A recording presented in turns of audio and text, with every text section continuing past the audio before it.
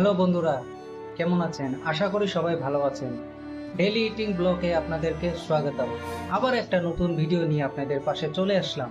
তো চলুন বন্ধুরা, আজকে আমার খাবারে কি কি আছে চলুন আপনাদেরকে দেখাই।